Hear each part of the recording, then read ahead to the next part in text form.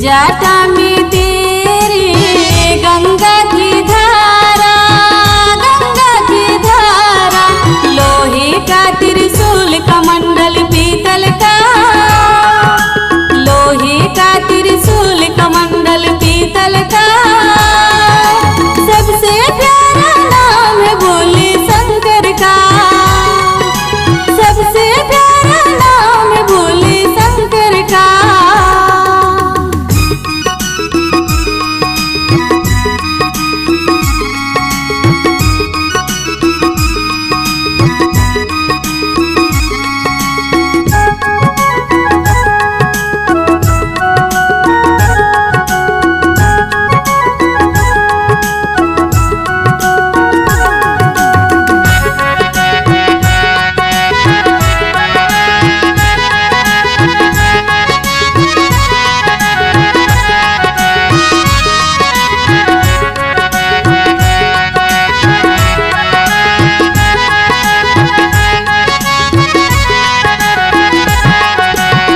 माथे में तेरे चंदा की डेरा, चंदा की डेरा,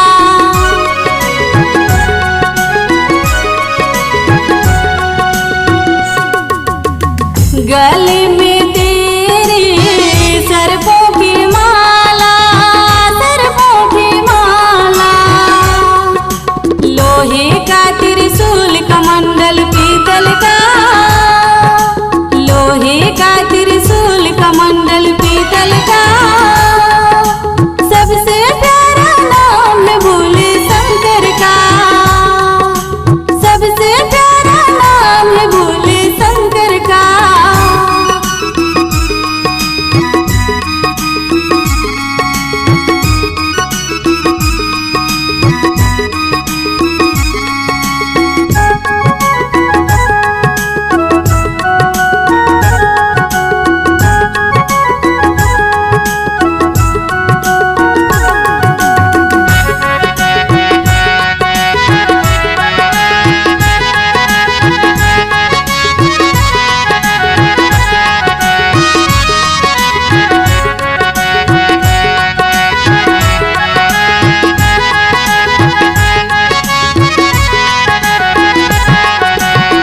हाथी में तेरे त्रिशूल डमरू, त्रिशूल डमरू,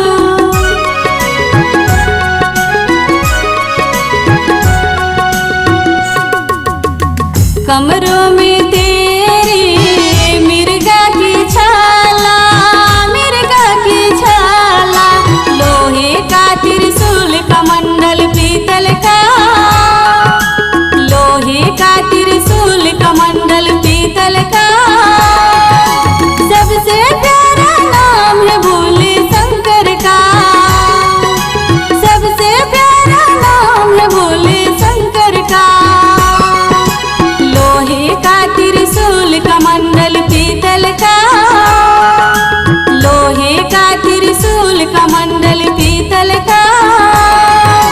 सबसे प्यारा नाम है भोले शंकर का, सबसे प्यारा नाम है भोले शंकर का, सबसे प्यारा नाम है भोले शंकर का, सबसे प्यारा नाम है भोले